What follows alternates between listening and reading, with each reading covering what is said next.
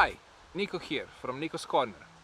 On my channel I'm focusing on HEMA, which is Historical European Martial Arts, the ancient fighting systems of medieval Renaissance Europe from ancient Greece till World War I. Okay, I could cover it all. Today I'm with my wife on one of the oldest airfields in Europe, in Cigini in Krakow, where the first airmail in Europe was actually happening, and we decided to pressure test a technique from Paulus Hector Mair.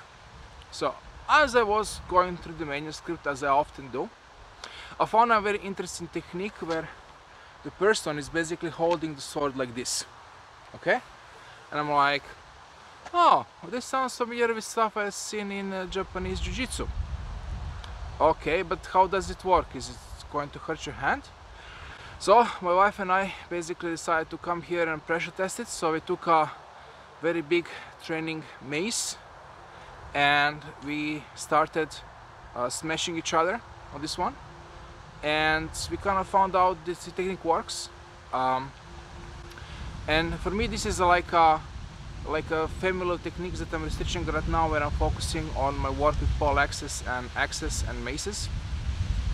If you take a look at Pietro Monte, he basically has a doctrine on how to deal with shorter weapons versus longer weapons like longswords. And what he says is that you have to retreat because you are facing somebody with a longer weapon, and then until you basically get them in a committed strike where you basically go and smother them. If you take a look at other HEMA resources which deal with this type of situation, we can have dagger versus longsword in Fiore, we have dussack versus longsword in Mair. I think you have some elements also in Terhofer and some other manuscripts. It's basically always the same technique.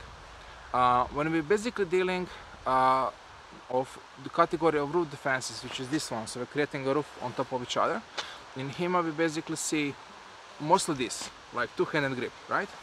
Which is very strong. However, I'm kind of putting my finger here on the blade. In some manuscripts the fingers are kind of like not fully gripping, and however it leaves them open to be hacked, right? So this one, we noticed that my fingers are protected. The only problem we had was me basically, you know, my blade is basically bouncing back and hurting me on my bone.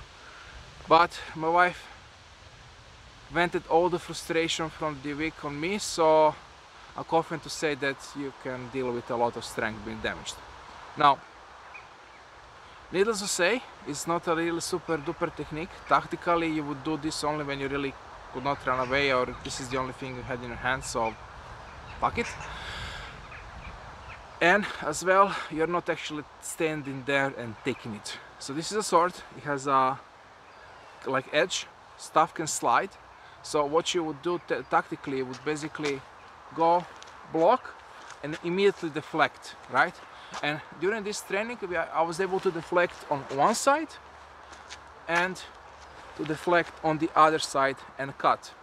So, and then the pain I felt in my forearm was less. Anyhow, so here is the video of us pressure testing it and playing. Like and subscribe to my channel if you want to see more of this content. I'm taking suggestions, so if you want me to do something specific or cover some specific part of HEMA, daggers or another combat wrestling, just let me know in the comment section.